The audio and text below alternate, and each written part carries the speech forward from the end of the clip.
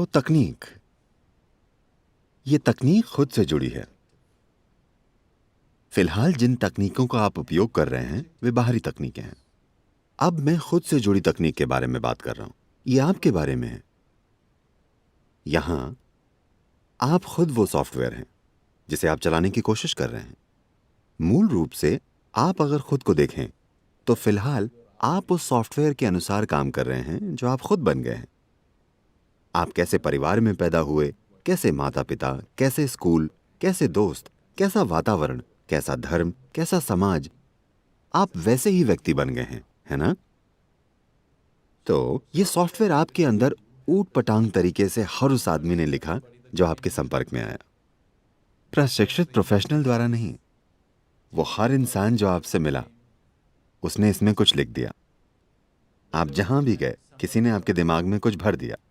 आपके पास कोई विकल्प नहीं था कि कहां से लें और कहां से न लें। अगर आप कहें कि मुझे ये व्यक्ति पसंद नहीं, मुझे इससे कुछ नहीं लेना, तो आप दूसरों के मुकाबले उस व्यक्ति से कहीं ज्यादा लेंगे।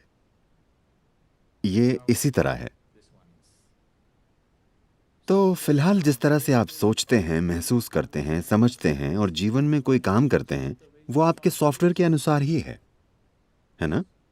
हाँ, आप जिस तरह चलते हैं वो भी आपके सॉफ्टवेयर के अनुसार है। मैं चाहता हूं आप ये समझें, ये इतनी गहराई से कंडीशन्ड है। अगर कोई ऐसा जिसे आप अच्छे से जानते हो, जिससे आप अच्छे से परिचित हो, वो 1 मील दूर से चला आ रहा हो और आप उस व्यक्ति की कोई चीज ना पहचाने, पर उसके चलने के तरीके से आप जान जाते हैं कि ये वो व्यक्ति है ना? क्योंकि उसकी चाल सिर्फ वैसी होती है जैसे उसका सॉफ्टवेयर लिखा गया है। लेकिन यह सॉफ्टवेयर अचेतन अवस्था में लिखा गया था। अब अगर हम थोड़ी आजादी चाहते हैं, अगर हम थोड़ा रूपांतरण चाहते हैं, तो हमें थोड़ी दूरी पैदा करनी होगी आपके और आपके सॉफ्टवेयर के बीच। अगर आप उससे बहुत गहरे जुड़े हुए हैं तो आप उसी में खो गए हैं और वही बन गए हैं। अब आपको थोड़ी सी दूरी पैदा करनी होगी। आपने बुद्ध शब्द के बारे में सुना है? अगर मैं बुद्ध कहता हूं तो शायद आप हमेशा गौतम बुद्ध के बारे में ही सोचते हैं। गौतम एकमात्र बुद्ध नहीं है, ये उनका नाम नहीं है। वे बुद्ध बने थे। हजारों बुद्ध हो चुके हैं और आज भी हैं।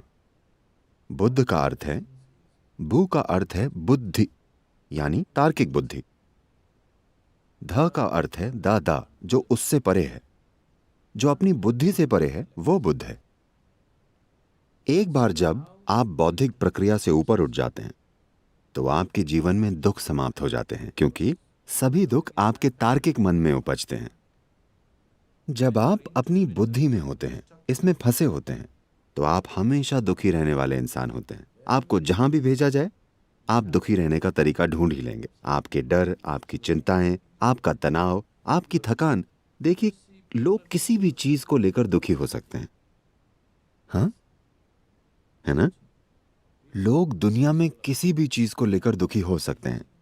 प्लीज देखिए, अगर आप शिक्षित नहीं हैं तो आप दुखी होंगे। शिक्षित हो जाने पर भी आप दुखी होंगे। नौकरी न मिलने पर आप दुखी होंगे। नौकरी मिल जाए तब भी दुखी होंगे। आपकी शादी ना हो तो आप दुखी होंगे। शादी हो जाए तो दुखी होंगे। बच्चे ना हो तो दुखी होंगे। बच्चे हो तो दुखी होंगे, है ना? People are capable of suffering just about anything. लोग किसी भी चीज से दुखी हो सकते हैं। तार्किक बुद्धि का यही स्वभाव है। जब आप तार्किक बुद्धि में फंसे होते हैं तो जीवन ऐसा ही होता है। जब आप तार्किक बुद्धि से नीचे होते हैं तो आपको इतना दुख नहीं होता। जानवरों को आपके जितना दुख नहीं होता। भौतिक चीजों का अगर ख्याल रख लिया जाए तो वे ठीक ठाक रहते हैं। उन्हें इंसानों जितना दुख नहीं होता, है ना? तो अगर आप तार्किक बुद्धि से नीचे आ जाएं तो आप ज्यादा दुखी नहीं होंगे, जैसा कि आपने सवाल किया। तार्किक बुद्धि से ऊपर होने पर आप बुद्ध होते हैं। तार्किक बुद्धि के नीचे होने पर शायद हम आपको बुद्धू कह सकते हैं। अगर आप तार्किक बुद्धि में फंसे हैं तो लगातार दुख पाते हैं। तो दुखों से बचने के लिए लोग तार्किक बुद्धि के नीचे जाने के कई तरीके खोज रहे हैं। बहुत ज्यादा खाना, शराब, शारीरिक सुखों में अधिक समय बिताना, ये सभी वे तरीके हैं जिनसे आप अपनी बुद्धि की परेशानी से कुछ देर बचने की कोशिश करते हैं। आप शराब पीते हैं और आपको अच्छा लगता है कुछ घंटों के लिए, पर जीवन फिर आपको और ज्यादा जोर शोर से दबोच लेता है। ये आपको जाने नहीं देगा। अब ये प्राणी जो तार्किक बुद्धि के नीचे था, किसी तरह तार्किक बुद्धि में पहुंच गया है। इससे बाहर निकलने का एक ही रास्ता है, तार्किक बुद्धि से परे विकसित होना। तो योग का मूल सिद्धांत और तकनीक यही है कि इससे परे कैसे जाएं। तो अभी ये कैसे करें? भीतरी तकनीकों को ऐसे वातावरण में नहीं सीखा जा सकता जहां प्रतिबद्धता ना हो। आपको एक कमिटमेंट से भरा केंद्रित वातावरण चाहिए, वरना यह आपकी पकड़ में नहीं आएगा। ये कोई शिक्षा नहीं है, ये एक तकनीक है। किसी तकनीक के उपयोग से पहले आपको एक खास स्थिति में होना चाहिए। आप में कमिटमेंट का एक खास स्तर होना चाहिए, ग्रहणशीलता का एक खास स्तर होना चाहिए, वरना ये काम नहीं करता। क्योंकि देखिए, अगर आप एक केमिस्ट्री लैब में जाते हैं तो आप ये केमिकल और वो केमिकल उठाते हैं, दोनों को मिलाते हैं तो कुछ होता है।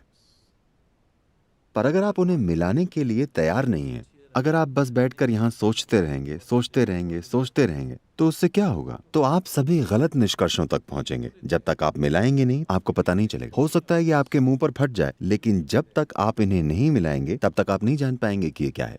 लेकिन अब आप ही केमिकल हैं, आप ही केमिस्ट हैं, और आप एक्सपेरिमेंट की प्रक्रिया भी हैं। आप ही सब कुछ हैं। अब आपको एक अलग तरह की लैब चाहिए, वरना ये काम नहीं करेगा। अगर ये बाहरी चीज होती तो हम सिर्फ एक किताब लिखकर आपको दे देते, लेकिन क्योंकि ये भीतरी है तो हमें आपको एक एक कदम करके आगे ले जाना होगा, क्योंकि ये अनुभूति और अनुभव का एक बिल्कुल अलग आयाम है। लेकिन क्या ये मेरे लिए संभव है? ये हर इंसान के लिए संभव है। अंदरूनी तौर पर हम सभी समान रूप से काबिल हैं। हमारी काबिलियत अलग अलग नहीं है। हम सभी खुशी के काबिल हैं, है ना? यदि आप एक पल के लिए भी खुश रह चुके हैं तो इसका मतलब है कि आप खुशी के काबिल हैं, है ना? बात सिर्फ यह है कि आप वहां टिक नहीं पाते। बात बस यही है। इस ग्रह पर ऐसा कोई व्यक्ति नहीं है जो कभी खुश ना हुआ हो।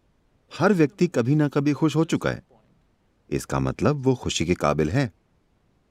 बात बस इतनी है कि वो हमेशा खुश रह नहीं पाता। इसीलिए उसे एक तकनीक की जरूरत है कि वो अपने भीतर के माहौल को कैसे बनाए रखे। ऐसा संभव है।